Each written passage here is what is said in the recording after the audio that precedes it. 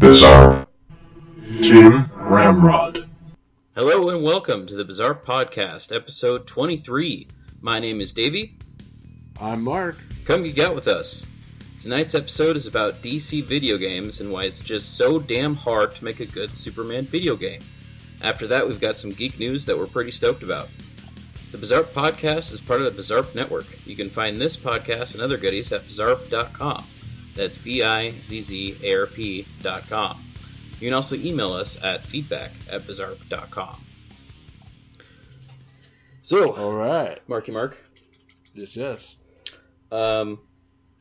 So I've been watching Daredevil season 2. And Is it fantastic? It's fantastic. I'm about halfway through the season. Damn. And the dude they got for Punisher, John Bernthal, is amazing. He did a really good job. All right. Yeah. Elektra's growing on me. Yeah. That's good. But so far, it's pretty strong. Good. Yeah. I did not know that was out already. I thought it was next week. No, it came out on the 18th.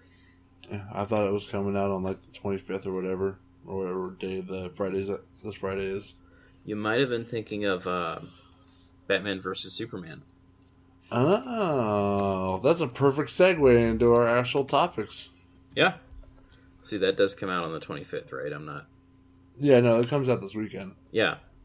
Yeah. So, with that said, I think we should just jump into our topics then. So our topic tonight is there's a new Batman game coming out, and it's a Telltale game. Yeah, it's coming out this summer. It's going to be R-rated.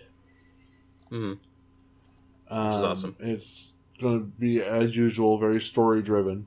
One of the things they were talking about that I really like is that there'll be situations. There's going to be a lot of you as Bruce Wayne, as the playboy billionaire Bruce Wayne. And there'll be situations that will arise where you can either try and solve them as Bruce Wayne, or you'll have the option to try and solve them and become Batman and solve them. Oh, that's cool. And when asked if you could play Bruce Wayne and not Batman at all, they kind of were like, no, but we kind of want to market it like that. I think that is a means that you probably can, but it's probably really hard. Or that's like a bad ending kind of scenario. Or maybe you start the game as Batman, and then you get the choice later, so it's not technically that possible. You know, something like that. That would make sense. You know what I would like to see? I would like to see playing in a Batman game where you can do his alternate disguises and do detective work. Like, you dress up as Matches Malone awesome. And go, like, undercover. I always liked him when he would dress up as a hobo walking around trying to pick up cans just to get gossip from thugs. Yeah. But yeah, that'd be pretty cool. I know that there's going to be a litany of enemies, but they were saying that it's not going to be like the same renditions. It's going to be kind of, in my opinion, it's going to be like the Arkham Knight, Arkham City, Arkham Asylum, those games. Because those games, all those characters have, besides like Joker, almost all of them have a completely different look. Yeah, it does have its own. It's a separate universe. Unique. Yeah, and that's what they're doing for the Telltale games as well. I don't know if they announced any voices. Excuse me. But I'm excited for it. They only have like a very. They don't even have a trailer for it. They just came out at South by Southwest and was like, "Hey, look, here's the," and they just kind of put down in front of the camera. Then just had the big Batman logo. Just Batman, a Telltale game script, and people were like, "Wow, freaking out!" That's an amazing reveal. So we don't really know if who's going to be in it. Yeah. We don't know who's going to be in it. Kevin Conroy and Mark acting. Hamill. God damn it. I just want every opportunity for Kevin Conroy and Mark Hamill to voice those characters. Anytime they do I'm stoked.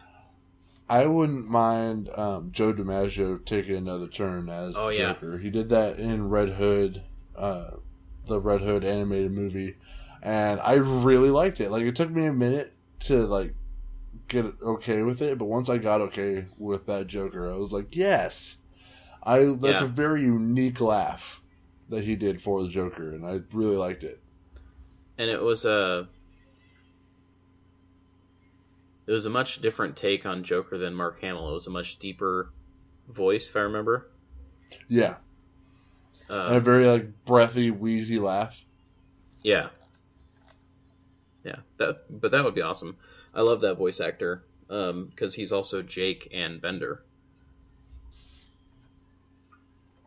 And just a slew of other things. Yeah, yeah. He is in a lot of stuff. So we, I mentioned at the beginning of the show about Superman games. So while there's this awesome new Batman game coming out, there was a, I guess, independent studio making a Superman game, and it looked pretty promising, but it's been canceled, unfortunately, because it's the Superman curse. Reading into it, I'm not surprised they canceled. There was just a lot of things that went wrong in like pre-production with like funding and licensing. Like, things started to fall through. The licensing company they went through went under, right? And so that set them back. It was also like they started doing this in 2007 when Superman Returns came out. Oh man, they've been working on it for that long. Yeah. Well, an independent studio, I guess, if you can't make it happen. But it was kind of cool that when I was reading the article, they were talking about how it was kind of like Arkham City, Batman Arkham City, where there was just a bunch of villains wrecking the town, and you had to go around and stop them pretty much. And you could like literally throw them through skyscrapers and stuff in real time, and wow, yeah, like they had this whole thing, and it was going to be crazy, and it never really got past the concept art phase. See it. I don't know. It's just so hard to do. People had a Superman game. Yeah, I was gonna say people were like really excited for it. Because it was being made by Factor 5 that a while back ago had put out Star Wars Rogue Squadron. Oh, okay. And everyone really loved it, so they were all excited for Superman. But it didn't really work out. Yeah. And it's hard to make a Superman game, I think. It's just, you have to incorporate so much into a Superman game. Well, and it's hard to figure out how you would do character progression. Because, right. Like with Batman, it's really easy. With like the Arkham games, he's gear based and move based, so you just unlock more stuff as you go. With Superman, he just uses all of his powers, so you would have to, I don't know, do like a thing where he gets weakened at the beginning, or maybe a young Superman. Mm-hmm. That's learning about his powers. That might be cool. I wouldn't mind that, yeah. And not even necessarily open world. That might be cool, but more of a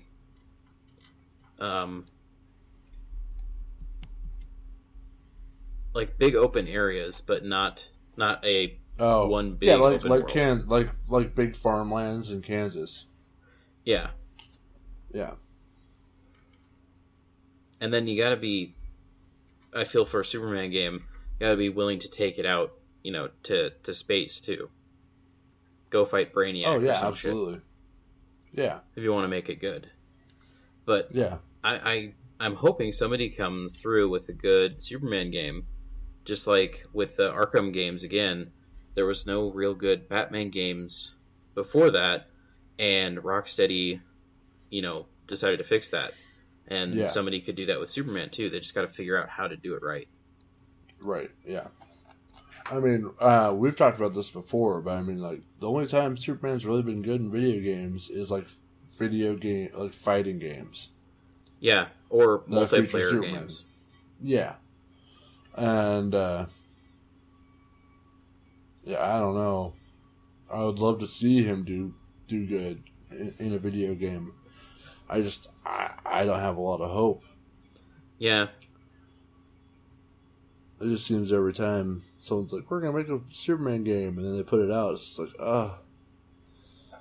this was not a good idea. Like, what was the Superman game for the N64? N64, I think it was just called Superman the Game. And yeah. It was so ridiculously bad. I mean, it goes hand in hand also, like, maybe that's like DC's curse. DC has the can't make a good Superman game. And Marvel has the we can't make a good Spider-Man game. There have been a couple decent Spider-Man games. Eh. Spider-Man 2 was a solid game, and I got it was Spider-Man. Pretty buggy. It was buggy, yes, but I played Spider-Man something Dimensions, Shattered Dimensions. And that was really cool. You played okay, I haven't played Shattered Dimensions, so I guess I can't really talk about that too much then. You didn't catch my pun. I'm sad. Oh no, I didn't. Spider-Man 2. It was really buggy. Oh ha. Heyo. But speaking of Superman in multiplayer games, I would like to see a Justice League game in the style of the Avengers game where you can play all the different characters and it's a top-down and you level them up. Oh, yeah. Like the Marvel had that game where you could play as like Deadpool. Marvel Ultimate Alliance. Yeah. Right. Something like that. That would be really cool for the Justice League. Can we get a cool, like, how they have, like, the Capcom versus Marvel or whatever? Why don't we just get an Avengers versus Justice League style game? That would be really fun. Yeah. I would love to be, like, I'd be Hawkeye, Amanda could be Ollie Queen, and we'd just go at it. Ta-ta-ta-ta-ta. Well, yeah, because DC Injustice Gods Among Us was really popular, and I think it's still really popular. So, Yeah, from what I know, that I've heard nothing but good things about that game, too. And I still hear stuff about it. Yeah. So, yeah. We don't have a whole lot of information, I think, on the Superman game. The link in the description has a video by Did You Know Gaming, the channel Did You Know Gaming on YouTube, and they have like a whole 16 minutes, and they're just talking about the game and what they found out about it and why it got canceled and everything. So that has a lot more information. Okay. So yeah, you can always check that out. All right, but I have to ask. I mean, what is this like? We have a really good Batman game and the Superman game got canceled. So does that mean Batman's going to win in the movie? Well, we'll see. I mean, we will see. No one's really won that, have they? It's always kind of been like a tie in the comics, for the most part. Pretty much. Yeah. I'm excited for that movie to come out, but I'm not excited for the arguments that might spawn from it. Yeah. Because people are always going to try to defend Batman in that fight, and he gets close, but he never really beats him, unless it's some world where Batman's crazy powerful. Yeah. But anyway, I don't like talking about verse fights. I know. Gets too passionate. I know. And yet, we will be soon. Oh, yeah. Well, before we get on to the geek news, I wanted to tell you about Audible.com. Audible is the leading source for audiobooks with thousands of selections from every genre. Some are even narrated by the authors themselves, like The Ocean at the End of the Lane by Neil Gaiman. Go to audibletrial.com/Bizzarp to start a free trial and get yourself a free audiobook. Again, that's audibletrial.com/Bizzarp. Hell yeah, that's a great book. Yeah. I haven't listened to that still. I need to do that. But it is a fantastic book. Yeah. You know what I just realized? What happens tomorrow? What? I'm pretty positive tomorrow is the Mechanist DLC for Fallout 4. Oh, really? Yeah, pretty positive. I'll have to guess what I'm doing. Guess what I'm doing tomorrow. Getting that? You bet your fucking ass I'm getting that. Oh, yeah. It unlocks at or after midnight. Yeah. Sweet. Alright. That's not part of anything. We should move on to the geek news. Yeah. So, take it away. What do you think, or what do you know, I should say? Do you know anything about the PlayStation Vue? I really don't, to be honest. I know apparently it's available in our area now, near Tacoma, Washington. Yeah. I don't know a whole ton about it. Mm-hmm. I know that it's like... It seems to be like PlayStation's way of trying to also be a cable company. Yeah, it seems like their weird. Tagline is "Better TV starts now. Live TV. You can get 100 plus channels, no annual contracts. Start your free trial. Da da da." But your channels and your pricing vary by city and plan, so they have different plans. Like I got an ad on the PlayStation 4 popped up on my notifications saying, "Hey, try out PlayStation Vue, $30 a month." It's like $30 a month. Yeah, for this many, it was like 55 channels, $30 a month, which I think is like their minimum package.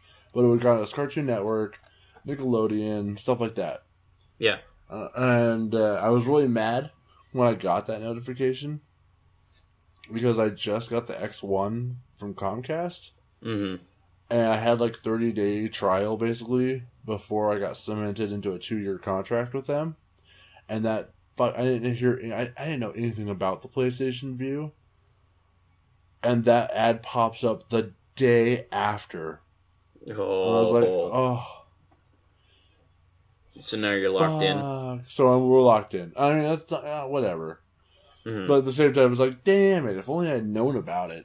But, yeah, I don't know. It doesn't seem like to me, from what I know so far, doesn't seem like a good enough value for me to switch from Comcast. But I will tell you this: if Google Fiber ever comes up here, then I'm giving Comcast a middle finger. Yeah. And switching to Google Fiber. Trying to look into it right now. I think it's in like the Midwest, and yeah, it's in Texas. I know that it's like in Austin. Yeah, and I think Ohio, and they're kind of slowly creeping further west. Yeah. I clicked on the PlayStation Vue, which I'll also supply a link for that too. But it was like, Better TV starts now. Break free of annual contracts, surprise fees, and TV that ties you down. With PlayStation Vue, get the TV you love. Over 100 of your favorite channels, now including ESPN, Disney, and more. And that's all I really have for it. You can start your free trial, or you can check if it's in your city. Okay. I don't really have any information that will give you any other information. But it's interesting that they're trying that. Yeah, it is it's interesting. Kind of a cool way to branch out. Oh, here I found the plans. Explore the plans that save you more. Now available nationwide. Enjoy live TV, sports, movies, news, and your favorite must-watch TV. No annual contract, no surprise fees, and no hassle. So you can get the Elite Slim package, which is 100 plus channels for $44.99 a month. The Core Slim, which is 70 plus channels for $34.99, and 55 and plus channels for $29.99. Okay. So it's just live TV, right? Yeah. Okay. So it's like it could be like a cheap option for somebody who doesn't want to pay, Comcast. They just want a little bit of TV for certain channels that they watch. Yeah. And which is you pretty just use cool. Your PlayStation. Yeah. Yeah.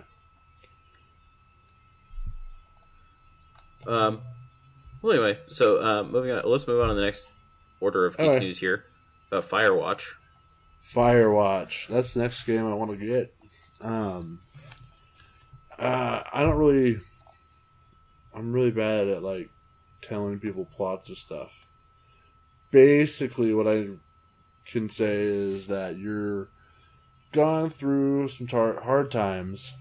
You've gone through some really hard times, and you decide that for the summer you're going to go to your favorite mountain area, and you're going to basically be on a fire watch. You're going to be a ranger. You're going to have your own little cabin up top, and you're going to go on patrols, and you're just going to have a good, fun summer. And there's another radio tower. There's another ranger station, not a ways away from you, that you can see each other. And you have walkie-talkies, and this person's been doing it for like 20 years, and they talk to you, and they're really funny. And basically, some shit goes down. People start disappearing. Campers start disappearing.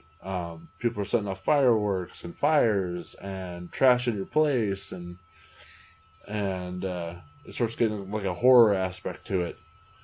Jason Voorhees shows up. But it's like really, it's super pretty. Yeah, that's what I've heard. It's super gorgeous, and it has a really good story, and it's really witty. It's really fun, and it was just cool to hear that, like in their first month, they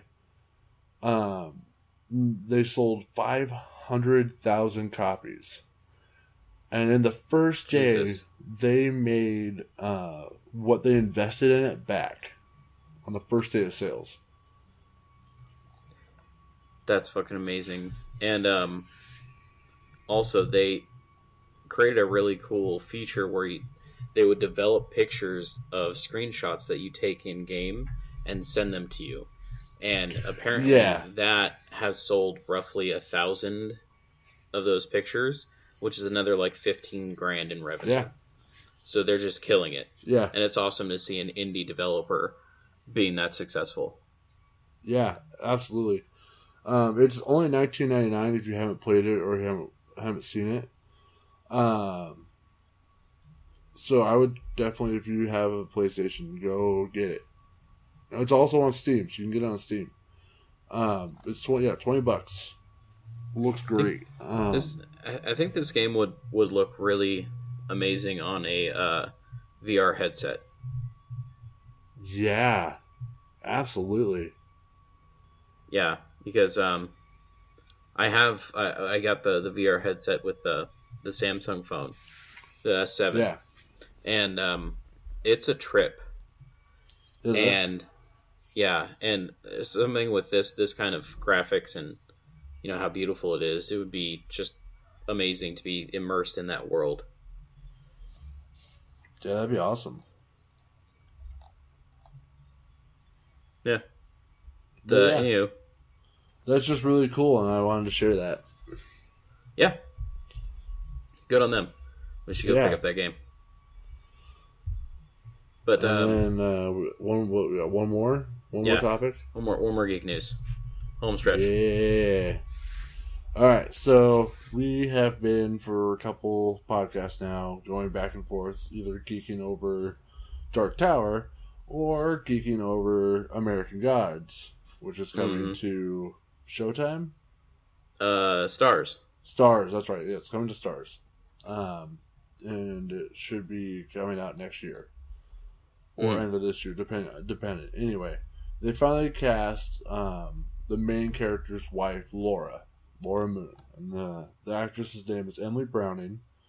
The only thing I know her from is a series of unfortunate events. And from what they've been told, what they've told the interviewers and whatnot, they gave out a lot of information on the series, in my opinion, that we had no idea about till now.